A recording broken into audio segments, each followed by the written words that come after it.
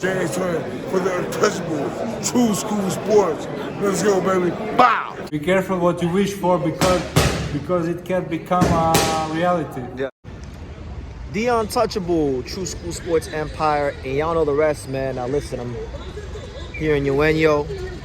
Gotta take the bullet train here real shortly, but last video before I go in there, because I really want to harp on this and talk about this. Because featherweight is my favorite weight class in boxing. I'm a fan of a lot of fighters in that weight class. I think it's the best division in boxing. I think it's the funnest division in boxing.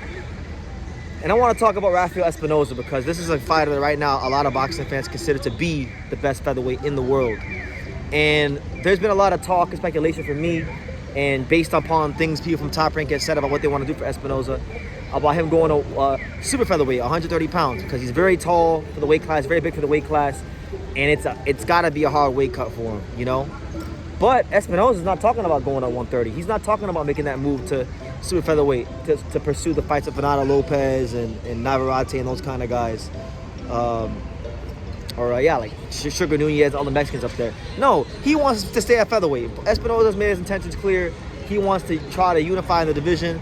I'm paraphrasing what he said, but in the article, he said that basically he knows in his heart that he's the best featherweight in the world and that he can beat all these guys and that he wants to take their belts one by one. And he feels that the money that he can make at featherweight would be the same or more than he would make as a 130-pounder. Plus, you also have a possible Inoue fight if he decides to move up and take on the challenge of Espinoza. So, this is music to my ears because now I don't have to worry about people telling me, hey, BT, you know, Espinoza, he's too big, he's gonna go to 130 soon. Listen, if he goes to 130, then I know it won't be because of his, because he wants to. He wants to stay at featherweight, and he's sticking his flag in the ground, and he's telling you guys what his intent is. He wants to fight the champions. So he wants to fight Nick Ball in the fight between the tallest featherweight in the division and the sort of heavyweight division. He wants to fight the winner of Fulton and Figueroa in what would be a great matchup, and he wants to fight the fight. You know, you guys listen. You know the fight I want to see, and I'm gonna bring it up again for the 100,000th time. I'm gonna keep talking about it because I'm like the only person in boxing really talking about the featherweight division as frequently as you know I do. So I want to see him fight Angelo Leo because I think a lot of you guys say he's the best featherweight in the division, and whoever you guys say the best in the world is, that's who I want Angelo to fight. And I'm sure Angelo, I'm sure I know because I talked to him. He feels the same way. If you guys say Inoue is the best, he wants to fight Inoue. If you guys say Espinoza is the best, he wants to fight Espinoza. Right now, Inoue can't fight Angelo because Inoue is at 122, so that's fine. Right now, Espinoza is the fight we would like to see. The only way Espinoza wouldn't be a fight that Angelo would target would be like if Stephen Fulton won the rematch against Figueroa and he became champion. Then, of course, if he's champion, that presents the opportunity for a rematch unification fight, and they have some unfinished business. And I know Angelo wants to get that back in blood because he knows that he's gotten a lot better as a fighter. But until that happens, the fight is Espinoza. Espinoza's Mexican. Angelo's Mexican-American. You guys know how those fights go in America. You guys know how marketable those fights are. And yeah, I think it'd be an amazing fight. You know, Espinoza, he's tall, he's lanky, but he doesn't fight like a tall, lanky fighter. He fights like a short Mexican fighter. He tries to get in there and he gives up his size at times, but he's very effective at what he does. He's got high volume and he's got that thick bone density. So if he touches you, you're gonna get hurt, you know? And so obviously Angelo's defense is gonna have to be tight. But at the same time, when you talk about Angelo Leo as a featherweight, and I gotta specify Angelo Leo the featherweight and Angelo Leo the super bantamweight, because Angelo Leo the featherweight is a lot different than Angelo Leo the super bantamweight. Angelo Leo the super bantamweight was extremely front foot dominant. Balance wasn't as great as it probably should have been. Not physically matured, you know. Volume puncher, a great volume puncher, which is why he won a world title, you know. But Angelo Leo at featherweight is a complete fighter. We're talking about really good balance. We're talking about a much improved jab. We're talking about still being a great volume puncher when he needs to be. But we're also talking about a versatile counter puncher. We're also talking about a fighter who has, on multiple occasions, flashed one-punch knockout power in this division. So I'm going to stick my flag squarely in the ground and say that I don't think Espinoza is going to beat Angelo. I don't. He's a great fighter. He's definitely dangerous enough to beat Angelo, but I would have to go with Leo. There's only like 2 or 3 fighters that I think would have a chance to beat Angelo at featherweight. He's not one of them. He's not one of them.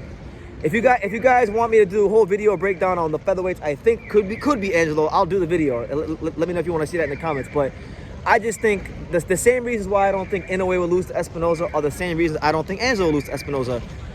There's certain fighters who are tall and rangy and have a long torso that they don't beat fighters who are elite body punchers like an Inoue, like an Angelo, you know. And so that's what I'm saying. Like, there's just too much torso to hit there. He don't fight at a distance. His defense ain't great. Angelo breaks him down. It'll be a hellacious fight. I think Angelo's gonna take some punishment. There's no doubt about it.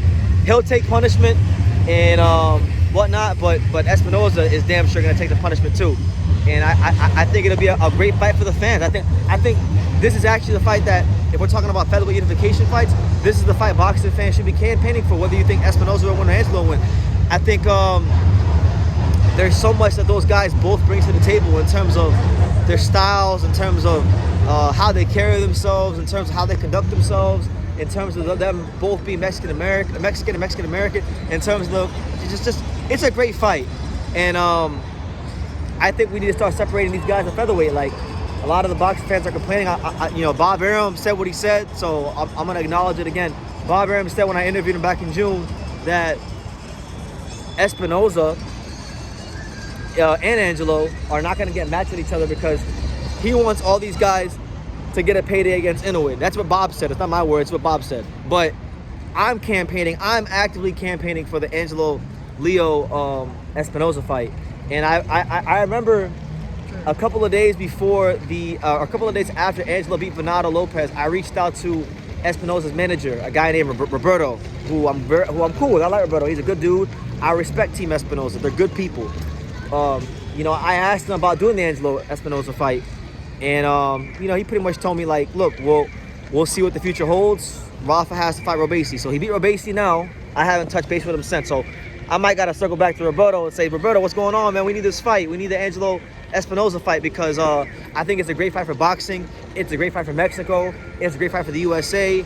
It's a great fight for the featherweight division. It's just great. So I'm happy Espinoza is wanting to stick around at featherweight because there's so many great fights for them. Even outside of Angelo, I mean, you still got Shushu Carrington. You still got the South Korean Jong Sung Kang, who's like number 4 or 5 of the WBO. You got Odebek Komatov. You got Mirko Cuello. I mean, even if he doesn't fight Angelo, there's still plenty of worthy challengers, worthy combatants, worthy contenders that will make for great fights with Rafael Espinoza. So I love him in this division. I love what he brings to the sport of boxing, and I'm happy to hear these words. Hopefully his team agrees with his words, and they don't move him up to 130 because I think there's a lot of great fights for him at featherweight, and I want to see who's who, because I believe one of my strongest convictions in boxing that I've ever had is that Angelo Leo is the best featherweight in the world as of right now in 2025. And I want someone to prove. I want to see if I'm right. I'm not scared to see it. Unlike a lot of you boxing fans, I'm not scared to see one of my favorite fighters in a tough fight. Because it's boxing, anything can happen. But I'm around him. I know how hard he works. I know how much he studies boxing. I know how smart he is as a fighter. I know how much he's grown. I really know what he is as a fighter. I know what he is and I know what he isn't. And what he is a top tier upper echelon fighter. And I want him to fight other top tier upper echelon fighters like Rafael Espinoza. And so yeah, I've said enough. I'm going to go to the train. You guys take care. Let me know what you guys think. Who do you want to see Rafael Espinoza fight? Do you want to see Ball? Do you want to see Angelo? Do you want to see him fight Figueroa or Fulton? The winner of that fight. Leave your comments down below. Take the time to subscribe. And like I say in every single one of these videos, you can love me or you can hate me. But I'm just a kid from Daniel. So until next time, take care. Thank you for watching another video on the untouchable True School Sports Empire. For more great boxing content just like this, make sure you guys click right over here. Keep watching my boy BT put on the best interviews out here.